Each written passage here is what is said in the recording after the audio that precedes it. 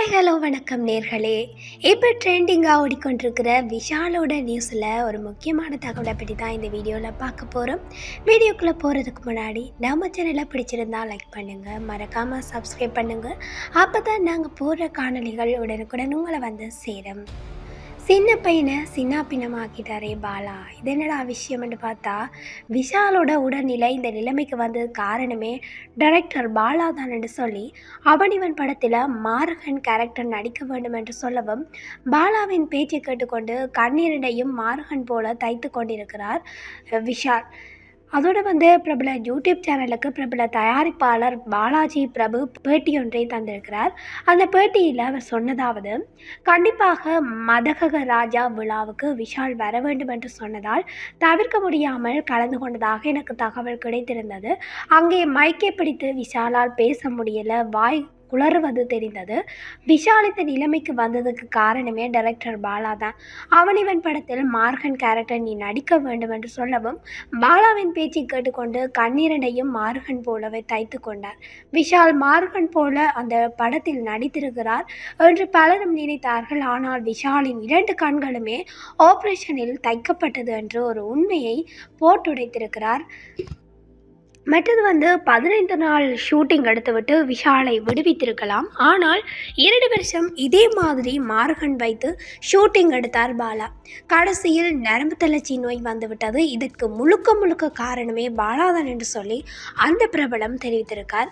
மற்றது சண்டைக்கோழி முதலாவது விஷாலை பார்த்தாலே உடம்பு முரட்டுத்தனமாக இருக்கும். மிகச்சிறந்த நடிகரான அவரை அழைத்து சென்று பெண் தன்மையாக அந்த படத்தில் நடிக்க வைத்தார் பாலா. எப்போதுமே ஆண் தன்மை அதிகமாக உள்ள ஆண்களை அதிகமாக பரதநாட்டியம் கற்றுக்கொள்ளக்கூடாது என்பார்கள். சிவசங்கர் என்ற பிரபல நடன மாஸ்டர் நளினத்தன்மையுடன் தான் கடைசி வரை இருந்தார். அப்படியே அந்த பழக்கம் அவருக்கு ஒரு அடிமையாகிவிட்டது என்றே கூறலாம். இதே போல விக்ரமையும் சேது படத்தில் இழைக்க வைத்து சாப்பாடு தராமல் என்னென்ன அலங்கோலம் செய்ய முடியுமோ அவ்வளவு செய்து கடைசியில் விக்ரம் பாலாவிடமிருந்து தப்பிச்சிட்டார். அடுத்ததாக நந்தாவில் சூர்யா தப்பிச்சிட்டார். பிதாமகனில் 2 பேருமே தப்பிச்சிட்டாங்க. முடியையெல்லாம் செம்பட்டியாய் மாற்றி பள்ளியில் கரை படிந்து விக்ரம் பிதாமகனில் காணப்பட்டார். நான் எத்தனை பேர் நடைமுறை வாழ்க்கையில் பார்க்கிறோம், கிராமங்களில் பார்க்கிறோம். ஆனால் எல்லோரும் இப்படியா தொடுத்து இருக்காங்க? காரணம் என்னென்றா, பாலாவின் சிந்தனை குரோதமானது என்றும் சமுதாயத்தை அவர் பார்க்கும் பார்வையை மோசமானது என்றும் அந்த பிரபலம் கூறியிருக்கிறார்.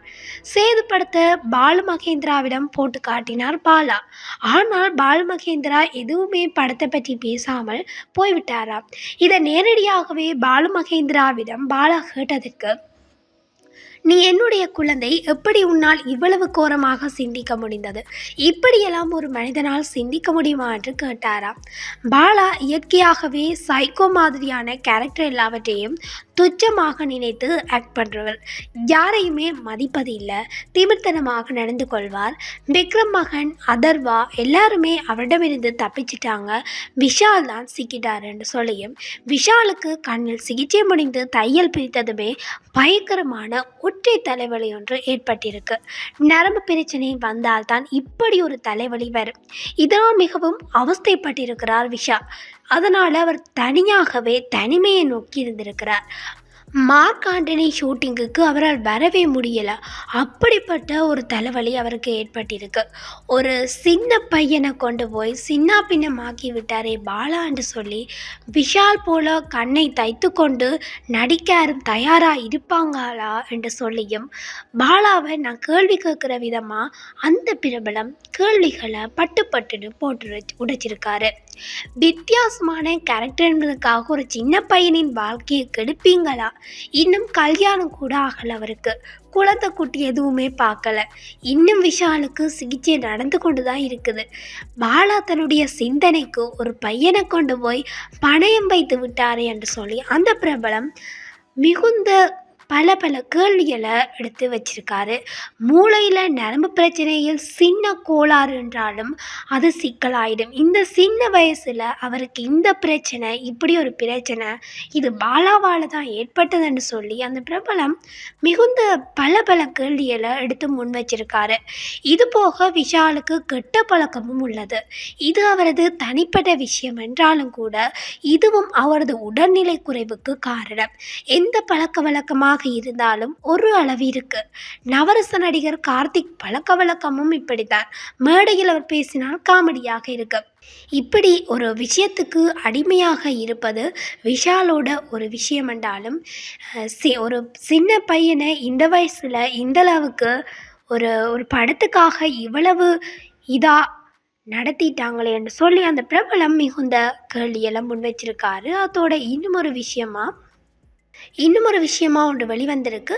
அந்த சமீபத்தில் மதகஜ ராஜா ப்ரொமோஷனில் விஷால் பேச முடியாமல் இருந்த அந்த ஒரு விஷயந்தான் பேசு பொருளாக சமூக வலைத்தளங்களில் பரவலாக பேசப்பட்டிருக்கு. இதுக்கு பல காரணங்கள் கூறப்பட்ட நிலையில் அதுக்கான விளக்கங்களும் நாங்கள் முன்பு இப்போ கூறியிருந்தோம். அதே போல தான் இப்போ படக்குழுவினர் கேவி ஃபீவர் இருந்ததாக கூறுகின்றனர். அதுக்கு வைத்தியசாலை அப்பல்லோ மருத்துவமனையில் ஒரு அறிக்கையை வெளியிட்டிருந்தாங்க. அதுவும் பார்க்கக்கூடியதாக இருந்துச்சு. அப்படி இருக்கும் பட்சத்தில் அவர் ப்ரமோஷன் நிகழ்ச்சிக்கு வரும்போது ஒரு அட்லீஸ்ட் ஒரு முகக்கவசம் கூட இல்லாமல் வந்திருந்தார். அதுவும் பார்க்கக்கூடியதாக இருந்துச்சு. அதோடு குஷ்பு அவர் கட்டிப்பிடிச்சு முத்தமிட்டதும் கூட தவறு தான். ஏன்னா அவர் முகக்கவசம் கூட அதில் போடலை. அப்போ அதுவும் தவறாக தான் இருக்குன்னு சொல்லி அதுவும் ஒரு விமர்சனமாக இப்போ தற்போது வெளிவந்திருக்கு.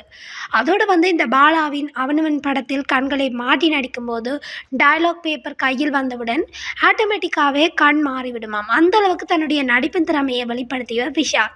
அந்தளவுக்கு அந்த படத்துக்காக அவர் நிறைய உழைப்பு போட்டிருக்காரு. ஆனால் அதுவே பிரச்சனையின் தொடக்கமாக இருந்து தீராத தலைவலியில் கொண்டு போய் விட்டது. அதுக்கு ஒரு விளக்கமும் நாங்கள் தந்திருந்தோம். இத்துடன் நண்பர்கள் சகவாசம், நடிகர் சங்க பிரச்சனை என எல்லாத்தையுமே தலையில தூக்கி வைத்து கொண்டிருக்கிறார் விஷால். இந்த சின்ன வயசில் அவர் இவ்வளவு பிரச்சனையை சமாளிச்சிருக்கிறான்னு சொல்லியும் அந்த விஷயத்தையும் அந்த தகவலாக அறிக்கையாக வெளிவந்திருக்கு. அவருக்கு அதிகமான ஒரு தலைவலி, அதுக்கடுத்த மாத்திரை மற்றும் ஒரு சில கெட்ட பழக்கங்கள் இப்படி உடல்நிலையை உருக்கி விட்டதாகவும், உடலை கட்டுக்கோப்பாக வைத்திருக்கும் விஷாலுக்கே இந்த நிலைமை. எக்ஸ் காதலி இது போன்ற கெட்ட பழக்கங்கள் இருக்கும்போது அடித்தே திருத்தி இருக்கிறாராம். எக்ஸ் காதலிக்கு இப்படியான கெட்ட பழக்கங்கள் இருக்கும்போது அவர் அடித்தே திருத்தி இருக்கிறாராம். அப்படிப்பட்ட விஷால் தனக்கு ஏன் இப்படி செய்தார்? மற்றது தன் காதலியிடம் கேட்காமல் விஷால் மது கூட அருந்துவதில்லையா? அப்படி பாதுகாத்து வைத்திருந்த விஷாலை விட்டு சென்றவுடன் பல பிரச்சனைகள் சூழ்ந்து உடல்நிலை மோசமாக மாறிவிட்டது. அந்த எக்ஸ் காதலிக்கு தற்போது திருமணமும் ஆகிவிட்டது என்பது இன்னும் அவருக்கு மன உளைச்சலை கொடுத்திருக்கு. பல 100 கோடி சொத்து வைத்திருக்கும் விஷாலின் அப்பா இதை கண்டுக்காமல் இருக்கிறாரா? அவர் மீது உள்ள அக்கறையில் மீண்டும் நல்ல நிலைமைக்கு விஷாலை மாற்ற வேண்டும் என்பதே ரசிகர்களின் விருப்பமாகவும் இருக்கிறது. நாங்களும் எமது சேனலூடாக விஷால் இந்த மன உளைச்சல்களில் இருந்து மீண்டு வர வேண்டும் என்று கடவுளை வேண்டிக் கொள்கிறோம். இந்த வீடியோ பிடிச்சிருந்தால் லைக் பண்ணுங்கள். இந்த வீடியோ பற்றி நீங்கள் என்ன நினைக்கிறீங்கன்றதை மறக்காமல் கமெண்டில் சொல்லிடுங்க. இது போன்ற காணொளிகளை உடனுக்குடன் தெரிந்து கொள்ள சினி ஸ்டார் ஊடகத்துடன் இணைத்திருங்கள். தேங்க்யூ, பாய்.